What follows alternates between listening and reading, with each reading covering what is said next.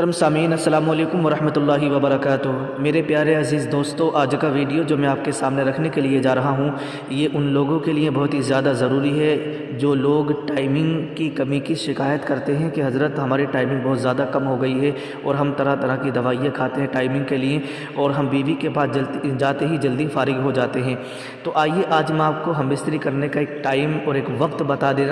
دینا چاہتا ہوں، جس وقت میں آپ ہم بستری کریں گے تو آپ کی ٹائمنگ بھی کافی ہوگی۔ اس وقت میں انزال آپ کا جلدی نہیں ہوگا اور نہ ہی آپ کو کوئی بیماری لاحق ہوگی۔ تو آئیے ہمیں رات کے کس حصے میں، رات کے کس ٹائم، کتنے بجے ہمیں ہم بستری کرنا چاہیے۔ دیکھیے ہوتا کیا ہے، ہوتا یہ ہے جب میاں بیوی پاس میں ہوتے ہیں تو شوہر جو ہوتا ہے اسے بالکل بھی برداشت نہیں ہوتی، ادھر انہوں نے کھانا کھایا عشاء کے ٹائم، اور کھانا کھانے کے بعد جیسے ہی وہ بستر پر گئے فوراً ہم بستری کرنا شروع کر دیتے ہیں۔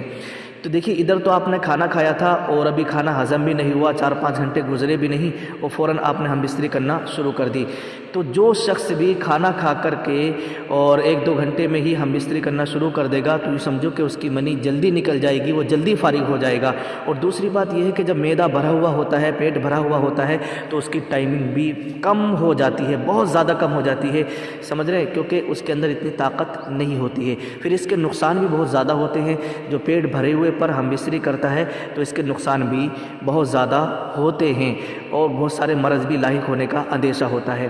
تو آئیے نبی کریم صلی اللہ تعالیٰ علیہ وسلم کس وقت جو ہے ملاقات فرمایا کرتے تھے، تو نبی کریم صلی اللہ تعالیٰ علیہ وسلم کی حدیث میں آپ کے سامنے رکھ رہا ہوں کہ آقا دو عالم صلی اللہ تعالیٰ علیہ وسلم رات کے آخری حصے میں آپ جو ہے ملاقات فرمایا کرتے تھے۔ تو آخری حصہ جیسے کہ آپ نے کھانا کھایا، کھانا کھانے کے بعد آپ عشاء کی نماز پڑھی، سو گئے، اور سونے کے بعد جب آپ کے 2 یا 3 بجتے ہیں رات کے تو اس وقت میں ملاقات کرنا چاہیے، اس وقت میں ہم بستری کرنا چاہیے۔ اس کے بہت سارے فائدے ہیں۔ ایک تو یہ کہ آپ کا پیٹ بھرا ہوا ہوتا ہے شروع میں، تو وہ بھی 4-5 گھنٹے آپ کے جب گزر جائیں گے تو وہ بھی معدہ بھی آپ کا خالی ہو جائے گا۔ اس وقت میں آپ ہم بستری کریں گے بیوی سے تو آپ کی ٹائمنگ بھی بہت زیادہ ہوگی۔ اور دوسرا فائدہ یہ ہوگا کہ جیسے رات کا آخری حصہ ہوتا ہے، ادھر آپ نے ہم بستری کیے اور ہم بستری کرنے کے بعد میں رات کا جب فجر کا ٹائم آتا ہے تو اس سے پہلے آپ غسل وغیرہ کر کے آپ کی نماز بھی نہیں چھوٹے گی، ٹھیک ہے۔ اب اس کے اور بھی بہت سارے فائدے ہیں، تو یہ آپ اس پر عمل کیجئے گا۔ اگر آپ رات کے آخری حصے میں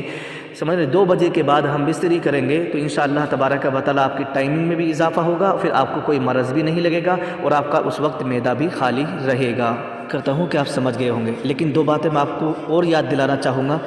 اگر آپ رات کے آخری حصے میں ہم بستری کریں گے، یعنی 2 بجے کے بعد میں ہم بستری کریں گے، تو ایک فائدہ آپ کو یہ ہوگا کہ آپ کی ٹائمنگ میں اضافہ ہوگا، آپ کو ٹائمنگ اچھی ملے گی، آپ جلدی فارغ نہیں ہوں گے۔ کہ اگر آپ نے رات کے شروع حصے میں ہی ہم بستری کر لی تو فجر کی نماز تک آپ بالکل پوری رات آپ کی ناپاکی میں گزرے گی، اور بھائی موت کا دیکھیے کوئی بھروسہ نہیں ہے۔ تو میں تو آپ سے یہی کہوں گا کہ آپ رات کے آخری حصے میں ہم بستری کریں تاکہ آپ کی پوری رات جو ہے پاکی کی حالت میں گزرے، سمجھ رہے ہیں۔ تو یہ بھی آپ کو سوچنے والی بات ہے، دیکھیے موت کا کوئی بھروسہ نہیں ہے، تو اس لیے آپ رات کے آخری حصے میں ہم بستری کریں گے تو آپ کو ٹائمنگ بھی ملے گا، ٹائمنگ میں اضافہ ہوگا اور پوری رات ناپاکی میں بھی آپ کی نہیں گزرے گی۔